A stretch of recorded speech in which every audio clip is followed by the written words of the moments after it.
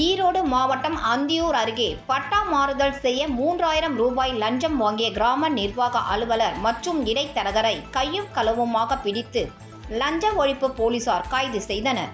அந்தியூர் அருகே செல்லப்ப கவுண்டன் வலசு பகுதியைச் சேர்ந்த கதிர்வேல் தனது விவசாய நிலத்திற்கு பட்டா மாறுதல் செய்ய வேப்பத்தி கிராம நிர்வாக அலுவலர் பிரகாஷை அணுகியுள்ளார். அப்போது பிரகாஷ் 5000 ரூபாய் லஞ்சம் கேட்டுள்ளார். கதிர்வேல் 3000 தருவதாக கூறிவிட்டு லஞ்ச ஒழிப்பு துறைக்கு புகார் அளித்துள்ளார்.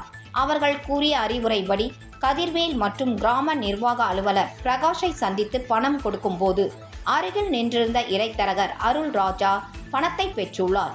அப்போது அங்கு மறைந்திருந்த லஞ்ச ஒழிப்பு போலீசார் கிராம நிர்வாக அலுவலர் பிரகாஷ் மற்றும் இடைத்தரகர் அருள் ராஜாவை கையும் களவுமாக பிடித்து கைது செய்து விசாரணை மேற்கொண்டு வருகின்றனர்.